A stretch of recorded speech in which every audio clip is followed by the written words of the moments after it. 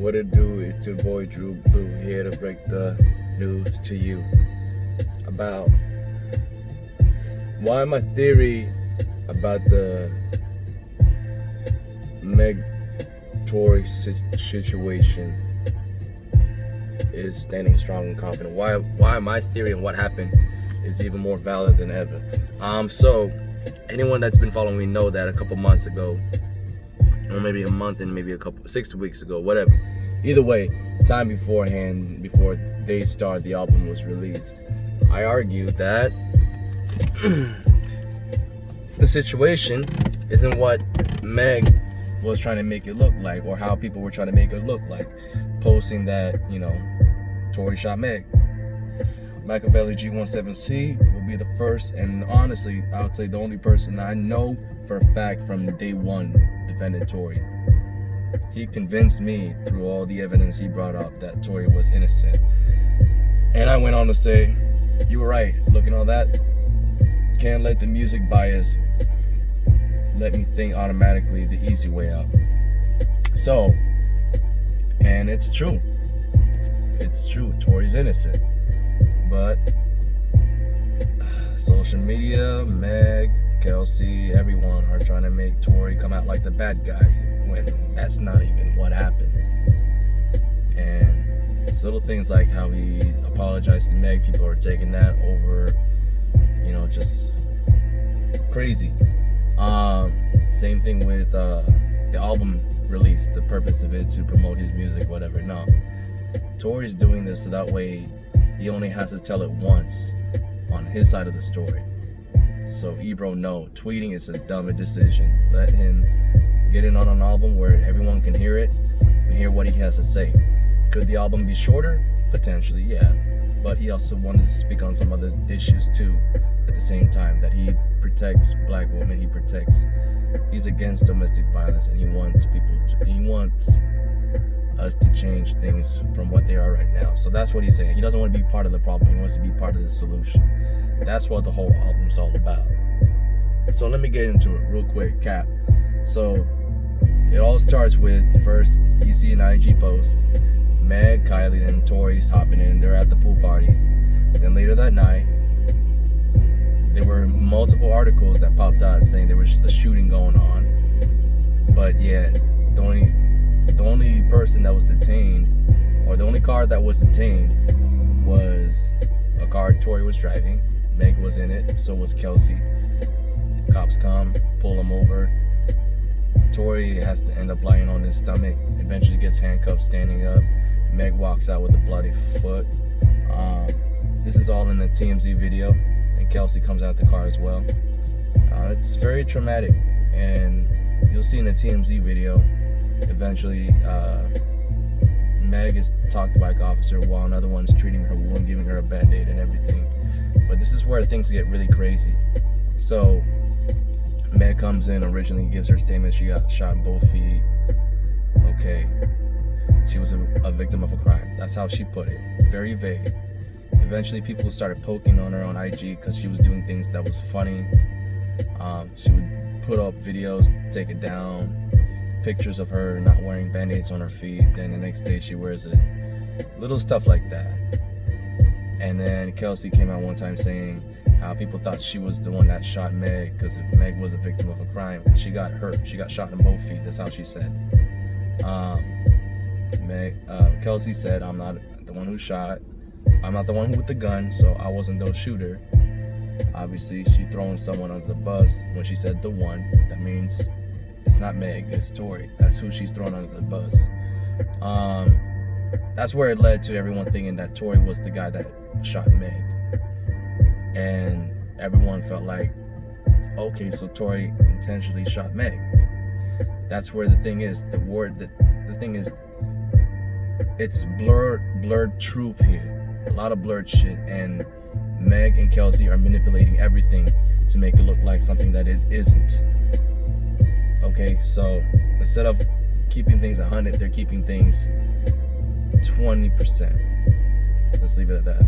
So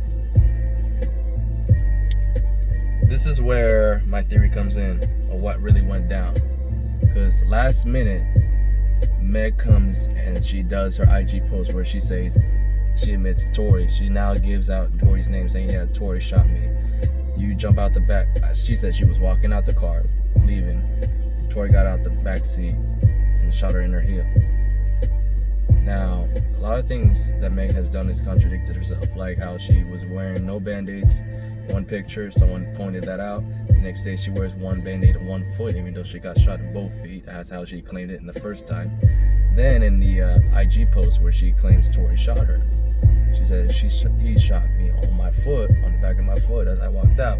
If he would have taken a direct hit, if there was a direct hit from the bullet that Tori shot onto Meg's heel, she would have her Achilles would be severed.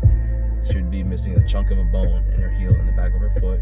And right now, instead of being out there where instead of going to Saturday Night Live premiering in about a week, she'd actually be still in rehab trying to learn how to put pressure on her foot again. That's what the scenario would have been if it was the truth. So Meg is lied more than on one occasion. She's lying about that. Her story is completely false and BS, and she's not even thinking about it logically because she's thinking out of spite. So now the situation that you guys want to hear. What do I think happened? So that's what she said, but really what went down, and this is what I've been saying the whole time. Meg and Tori caught feelings for each other. People didn't believe me when I said, yeah, they were fucking. No, they didn't believe me. I said, yeah, they are. They definitely had interactions. Okay? And at the pool party, I could tell Meg wasn't feeling something. I could tell. What led down to it was Tori was flirting with Kylie. Meg didn't like that. She got mad. There was an argument in the car. As there was an argument in the car, they came to a red light. The third party showed up, which is what I believe most likely happened. Tori saw the third party come up. They try to attempt to rob him. That's how I said it. Tori pulls up his gun, tries to take a shot at them, Meg ends up getting caught in the shooting. They drive off. Witness calls about the shooting. They go out. They see a car at an intersection, parked, not going anywhere, and it's a green light. Something's up. They get the license plate number. Boom. Busted. Cops come 10-15 minutes later. They track down the car. So let me bring down some evidence. Okay, first, the LAPD report says there was 4 shell casings. So I already made the case clear. Meg is lying. She's wrong. And like I said, if what her story was true, one, like I said, direct hit, she's done. She's not walking right now. Okay, let's make that clear. 2, there's 4 shell cases that were there. So that means Tori would have shot her 4 times. And she said bullet shards, but last I checked her bones are not made of steel. They're made out of bone, just regular human bone. Human bone isn't stronger than metal. I hate to tell you that, but we're only so strong. And flying metal pieces, yeah, that's definitely gonna blow some bones off of your body. So 4 shell casings, that's bad. But anyways, the real truth, back to the truth, those 4 shell casings came from the third party. Okay, my belief is one of them, and I believe the guy maybe in the back seat or in the passenger seat, don't matter, one of them did some warning shots, which got neighbors' attention, and that's when they were like, oh, we heard shootings. Witnesses came and said that because they heard the warning shots. What happened was, and like I said, that happened, Tori sees them, they talking shit, and they threaten him. But Tori rolls down the window, more than likely shot the driver. You gotta shoot the driver. At the end of the day, in that situation, the driver's the closest one. It makes most sense. You shoot him, get him scared. He's the one that's behind the wheel. He's gonna be the one that drives off. So they could be like, oh, you shoot the driver, you take them all, you taking them out of the equation completely, just like that. That's how it goes. As long as you don't kill the driver, you're good. But if he had to kill the driver, that car still probably would have been there, and they would have been able to figure this all out.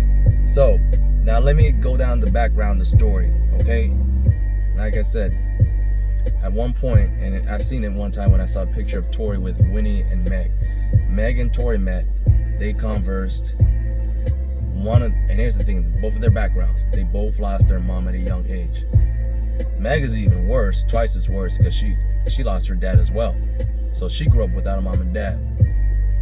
Now, the difference between the two right there is how they both carried on behind that impact.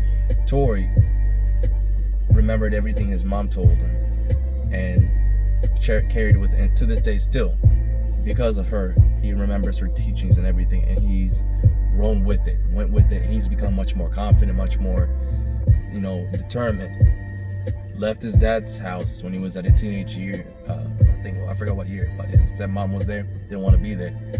So ends up, long story short, all the way up back to Toronto, living with his grandma. She kicks him out at the age of 15. Is living in a house with 3 dudes he'd never met before, and he has to fight for his life all the way up.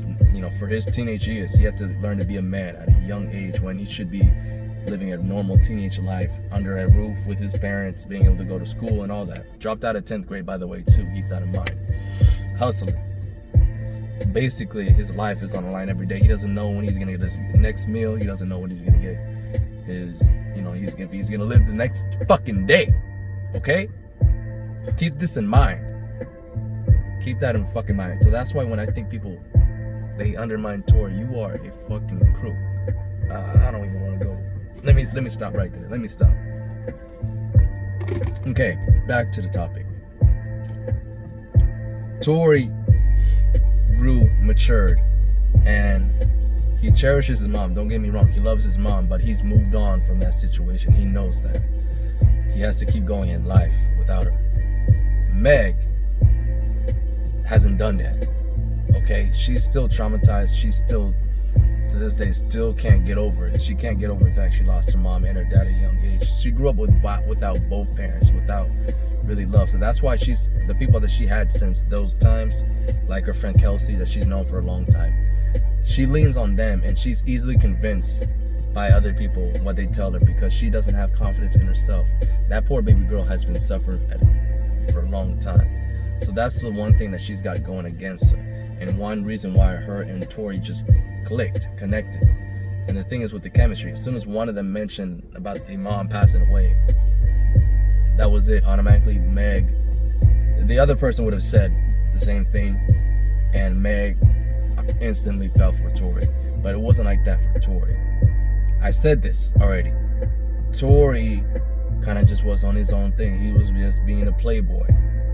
In my words, basically, if we're treating women like where you're eating at, instead of eating at home like how you used to, kind of keep things intimate and close, he's all about dine and dashing at multiple restaurants quick like that. That's how he looked at it. He just looked at her as a quick dish and then get out. Even though he says that was the homie and all that, cool, but he wasn't really looking at her any more than, well, free dinner. Be real. He was a fuckboy, okay? And we'll go into it. And actually, I don't even have to say be real. He's already kept it real. Now, this is where we play in the diagnosis, okay? Specifically, 3 songs I'm gonna point out to y'all where he gets into it. Take that out. Get back to playing my joint. All right. So, starting with friends become strangers, okay? I'm gonna keep it real with you right here. Pause it when I find. Now, specifically, I want to give you this lyric first. This is where he talks about everything. He goes, but will you ever know my name and not just Tori from this fame? Will we ever talk about this? Will we ever console again? Or will you keep acting like I put you in some danger and some pain? And he later goes on, we both know what happened that night and what I did, but if it ain't what they saying, but when the feelings change, the pain start losing from the heart. So, like I said, she was hurt. But specifically, the lyric that I want to point out to y'all is this. Got me through when, like, he talks about what she's done for him. Like, he goes into how dope and close they were. So here it is, like, where, like, he's not as much as a fuck boy that I've really be telling you about. Like, he's not just like a dude that's a jerk. The only mistake he made, because here's the thing, Meg fell for him. Tori didn't really was like that, but he tried to talk to her about it, like, look, can we just move on? The mistake he made was thinking that she would be over it just like that. And the reason why is because I'll get into it with Queen and Slim. But the reason why I want to bring up Friends Become Strangers first is because of a line where he goes like this: you started taking me too serious, and that's when it all fell apart. Desolated is the word he used, but basically it's just that's when it all got ruined. That's what he meant, because you took me so serious as a love interest, you couldn't see me as a homie and just chill like that, and that's why you got so hurt. That's what he's saying, what caused all this to fall out in the first place. Now back to Queen and Slim. Queen and Slim is basically where all you need to know. The third verse is where he gets in it, specifically, because he tends to repeat himself a bit too much, sound like a broken record. So, all in the third verse where he's rapping, he goes, of course, how they haven't talked in a long minute, and how what they had was kind of dope and authentic. He goes, why did we have to put our hearts in it? Love came, put some scars in it, and feeling chains, put some dart in it. Hardest. So, right there, he's telling you, like, it was supposed to just be some fun time. Yeah, we had some spicy nights. We had times where we were going really into it. But why did love have to come into where, like, we had to feel, like, catch feelings, he was saying. Love came and it put some scars in when I broke it down to you, say I really didn't want to do this with you. And feelings changed and you felt hurt, and then after that you was angry towards me. He'll go later on, that change, that even multiplies and amplifies the following day, which I'll get into it. And obviously this is where he goes, heart is changing, so I know you don't really feel for me like that. Guess what? I can't play with you like that no more. I gotta play smart. That's where the lawyers come in and all that. But it all starts, he goes into it, and this is where it gets to it, for the day where he tells her, like, you know, I only want to be friends only. He goes, you know, house call to Jordan Wood's house. This is probably the night where he did that talk with her. Knocked out and woke up on the couch. Woke back and drove to your crib. This time I just know what it is. That means, like, this time I know what this is now. Like, it's just us as friends. We're not really doing this anymore. Where we go and do something spicy and act like we in a relationship even though we're not. That's how it is. No friends with benefits things. He's like, all right, no more free dinner. Now I know I gotta pay for it. That's how he's looking at it. No more free perks. Now it's just friendship. That's how he's saying. Okay? Then he goes, next time. So it's like, this time I know what it is. I'm just chilling as a friend. The next minute, she brings up, hey, I'm going to a pool party. That's probably what she mentioned to him. Do you want to come with me? I was like, we're at Kylie's place. He got litty. That's when he's like, next time I'm in the pool with you and Kylie. I was hopping, cooling, chilling, wilding. And he's talking about Kylie here. The next line, she looking like an angel, looking like a baby in a manger, like crazy with the baby face and all that. Then he's like, I had to hop out of it real quick, get in the car. Went to the car to get something. Then he hears Meg go, motherfucker, you got me fucked up. So apparently this is probably where he caught Meg and Kelsey arguing or something like that. Maybe that's what it was. He saw that shit, just walked out. Me and Kylie still off. And this is where haven't said anything to Tori yet. I don't know, but I know for a fact she definitely did talk his ear out after the party was done. But then he goes, me and Kylie still off in the pool. We just chilling, kicking. It was cool. Both of us didn't know you was tripping. Even though I got a crush on Kylie, I would have left with you if I knew you was dipping for the simple reason. And that's what it is. It's like at the party, like I said, Tori took the opportunity to go because he wanted to be with Kylie. He had a crush. Yeah, that's how it is. And like I said, this is the day after all this. It was just way too quick of a turnaround to really do this, because automatically you start flirting with Kylie, and like I said, Meg is already like still trying to deal with this, and when she sees that, it's like, you gotta understand that. But Tori's not completely ignorant to not see his own mistakes at the very least. I'll get on that later on. But like I said, he goes, even though no, not there. So you invited me, but I can't act like Shawty didn't excite me. And then of course, That's where it leads to the argument in the car, and that's when they drive off and they left. But yeah, he went in the car real quick, saw them arguing, went back, and then after that he felt like, okay, you know what, maybe I should did. But this is just like I said, it goes back to where I said where like love came, put some scars in it. So because you fell for me so deep, once I broke it off with you, you felt scarred, and that hurt. Feelings changed, and now you hate me. You're spiteful towards me. Put some darts in it. That's what he said. So that's where that comes playing with it. And if we're gonna go to another song right here, and this ties in with friends turns into strangers, okay? And he goes in there, you know how I can see you was slipping, that tequila got you sipping. So essentially, when they were leaving, and before, you know, Tory said in the later lyrics of what's it called, Queen and Slim, I took that wrong turn. Tory's drunk. Keep in mind, after this pool party, they had some drinks. So Meg's drunk. Kelsey might be drunk. I'm pretty sure, more than likely, she's drunk. Tory's drunk. All right. Tory even said that you're drunk. But like, you know what I mean? He goes, you yourself don't even know the full story. Why are you letting people escalate it? I know you got people in your ears, but we both know the situations. It feels like my little baby been confiscated, taken away from me. I was making a way for us. We was tripping off them couples, so that is crazy, man.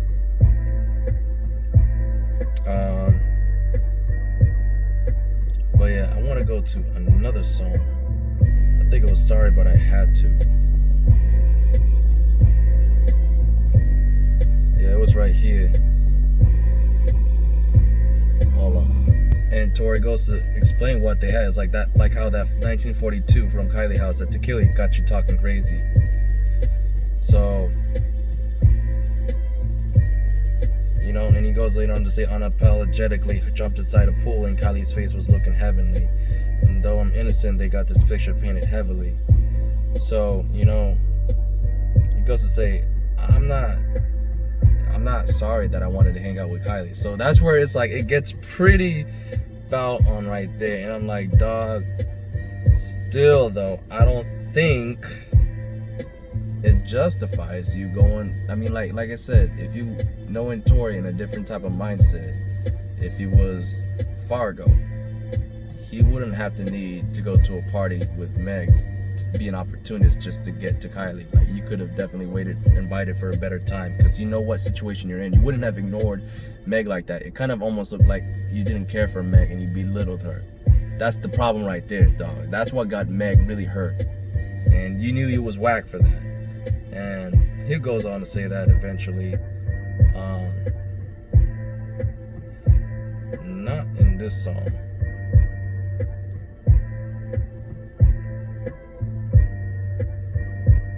But if he got shot from behind, ooh, that is what's crazy too. But I can't wait to get to this part. Hold on. But obviously, because of the situation, how it escalated, Tory went on to say, girl, you got some nerve to sign that out of it. So basically that statement, because you know that you lied. He's like, trying to keep this 200 with you, shorty, I can prove it. But then people in your ear, they're the true ones that I fear. And like I said, Meg's lack of confidence plays into the fact that people manipulated her on her side to come get after Tory. So that's why Tory is like, I know it's not you, it's people who's manipulating you. But look, as I was saying, I'm looking for the part where Tory talks about it. He goes like, yeah, I know that was whack. I think it was in Queen and Slim. Right here. Perfect. So, he goes to say, you know, and he talks about how he doesn't care about what people making fun of him. A couple months of memes and whatever. What's the matter if I get you back? But he also talk about, took a wrong turn that night. This is where he talks about where they're drunk, they're arguing. Tory pulls up, third party comes through. They try to rob Tory or try to scare him. And the background of this goes on in his music. But first, let's get into the lyrics first. But basically what happens, they came, Meg ducked. Either she was in a position where, like, I think more than likely where our footrest goes in, like here, she ducked in there. Her feet were up in the air. Tori being drunk and Meg being drunk, it is what it is. Meg wasn't truly fully conscious that her foot was still up in the air, blocking, unbeknownst to her, her feet were blocking Tori's view from being able to shoot the driver. So let's say I'm in Meg's position right here. Like I said, this is her feet, like this. This is her heel. Right here, the back of my palm is her heel. Right? Her Achilles is like this. This is right here where her calf would be. She's like this, okay? Like this, swinging, because she's scared. And the shooter's right here. Tori's got to aim, but her foot's in the way. He's got to take a risk. He's drunk, so he's not going to get the best aim. Boom. A bullet scrapes one of her heels.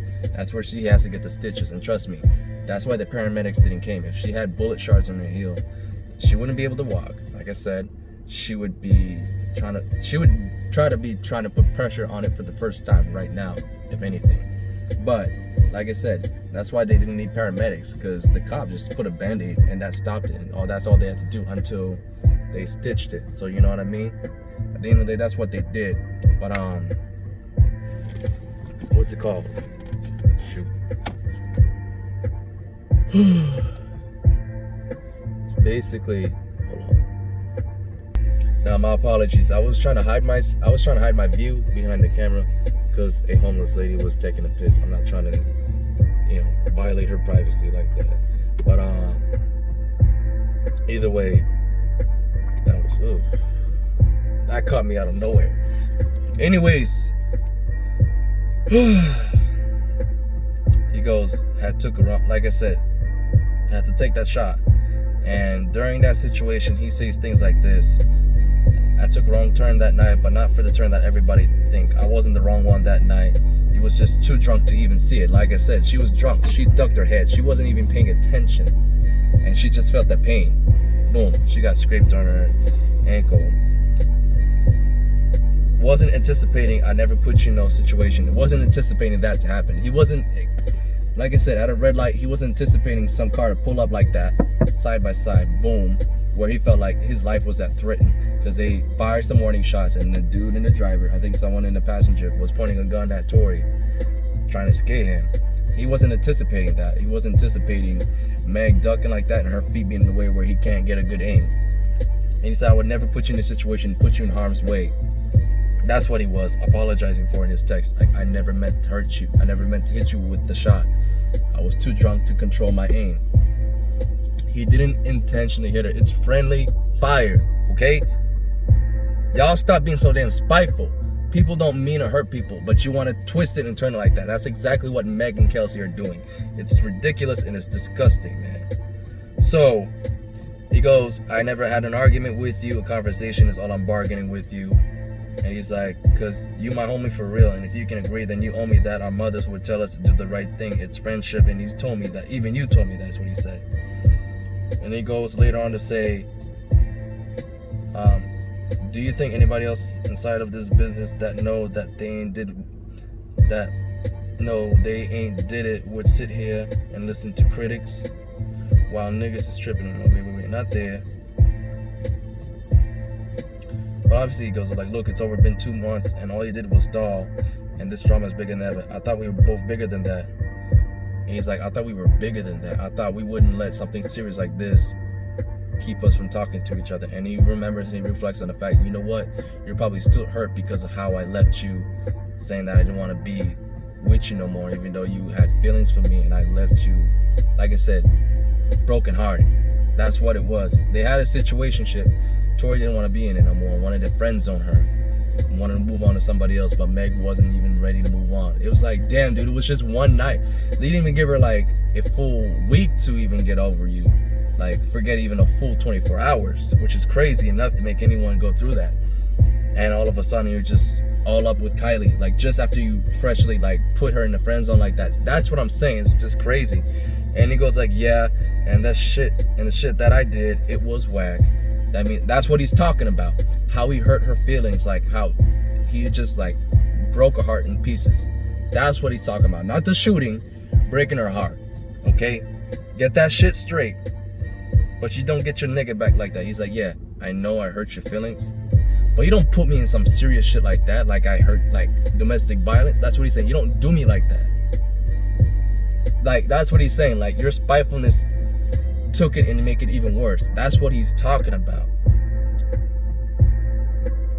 I never cared to be that dude in your fame, shawty. I was playing it back. He didn't want to be famous with her like that. He just didn't want to be that famous, I guess, celebrity boyfriend or something like that. He's like, we never had a thing. When we met each other, it was never the thing like that. Once again, that's what I'm saying. She automatically felt like it was, boom, as soon as they talked, that was it. She felt like that was her man or for her life or whatever. We never had that, he said. It was just us chilling. The only time really he said, spending time is what made us attached. That's the one we really got close. That's what made us attached, was spending time together. Other than that, we were just cool friends. That's how he said. He's like, I never saw myself as a thing with you, but yet you saw that. And that's the thing. That's what it is. She thought she was booed up. She felt she was booed up, but Tori was like, nah, I'm not feeling that. That's what happened. Okay? And that's why she was hurt. And like I said, the fact that Tori tried to break it down is like, okay, cool. And it didn't give her the time to heal and automatically just turned and went to Kylie. Like, he's like, yeah, you know what? That was whack. I shouldn't have just done it. I should have just waited and gone to the party some other time. And he thought that at first when he saw Kylie and Kelsey get mad because Kelsey found out through what Meg was saying, that how she pretty much slept with Tori. Kelsey found out and she's like, damn. And she did too, but then that's when they got mad at each other. She's like, how could you sleep with that dude? What the fuck? Don't know what happened, but Tori definitely played some Keisha, Jalissa, chicks tape moves right here. So, okay, that's how what happened, man. So, I'm on the human, gotta be real and tell you that the pain done came with that. Even the feeling is strange at that. How you gonna go up and just change the facts? So how you gonna let your feelings derive from what truly happened, the truth? How you gonna hide away from the real truth just because of how you feel? Like, you're not gonna do the right thing, is what he's saying. It's like, even though I know what I did to you was wrong, you're gonna still do even worse than me? Like, really? You're gonna do a bigger evil than I did, is how he's saying. That's what he's talking about, and I understand completely 100% where he's coming from. Okay, I get why Meg felt like that's the thing. It was dead wrong. Meg was dead wrong for what she's been doing. I told you, it's gonna catch up to her. Dead wrong for lying about the statement, for keeping it vague, for not even keeping Tori's name innocent clear. She knew she was trying to play Tori. That's all she was trying to do. And then last minute, giving Tori's name out when people started figuring out that, you know what, Meg is faking something. She's lying, covering up something. That's when she gets worried, like, fuck. Like, I want to try to get revenge on this dude and get this dude to really fall for this. And now she's like, yeah, Tori shot me. She know that she thinks she has a chance to be right, but not for the way where she explained in her story that she got shot intentionally. Tori just came out of nowhere and just shot her. No, you were lying. You were lying on that, and you're gonna get burnt for that. I promise you that. And Kelsey's gonna get even burnt more because she sat here in the back seat and witnessed really what took place, and she's not saying a damn word because guess what? She's